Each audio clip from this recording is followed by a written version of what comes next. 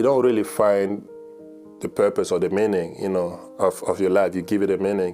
One could say that Buba Jammeh has the heart of a giant.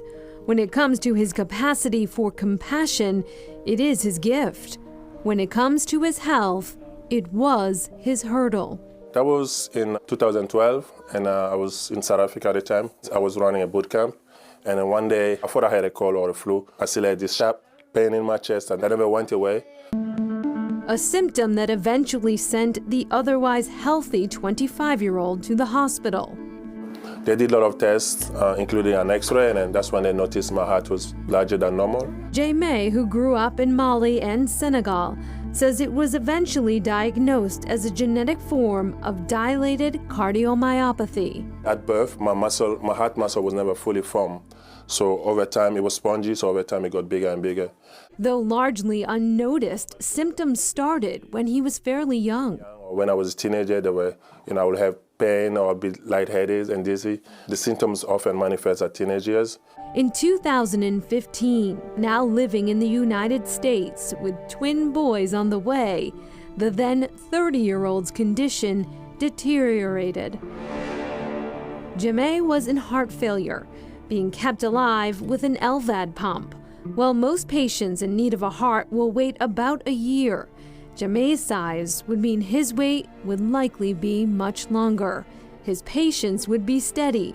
His young sons... Every time I said I go to the hospital, he's like, oh, did I get you a heart?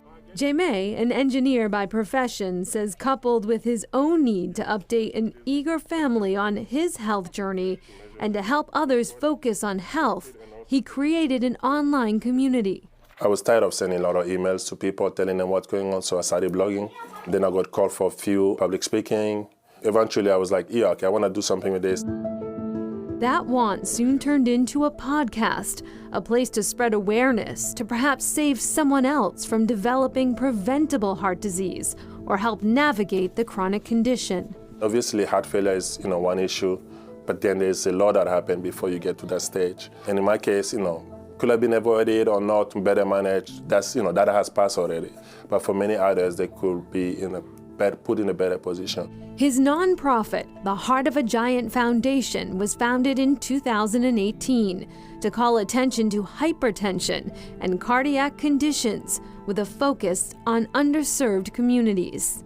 Some of the chronic illnesses came down to, the amount of wealth we have or where you are.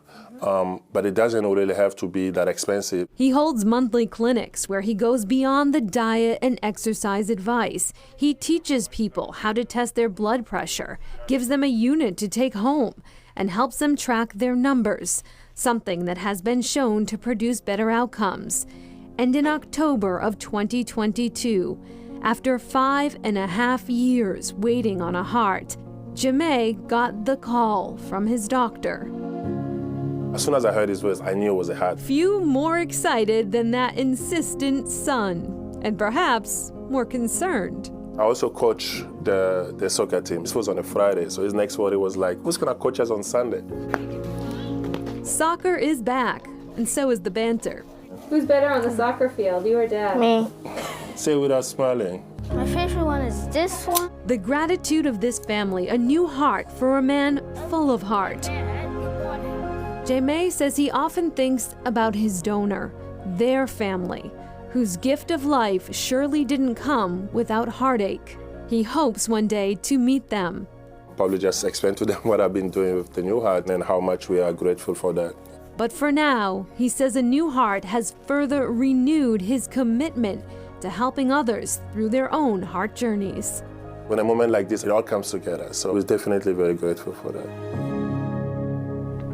Great story. Buba Jammeh continues to thrive with his new heart. Also a very staunch advocate for heart health, especially in underserved communities. Yeah, Newton Wellesley Hospital is also working with underserved communities as well. They're developing the South Asian Heart Health and Nutrition Program. Recent studies show that South Asians are more likely to develop heart disease over other ethnic groups. All right, still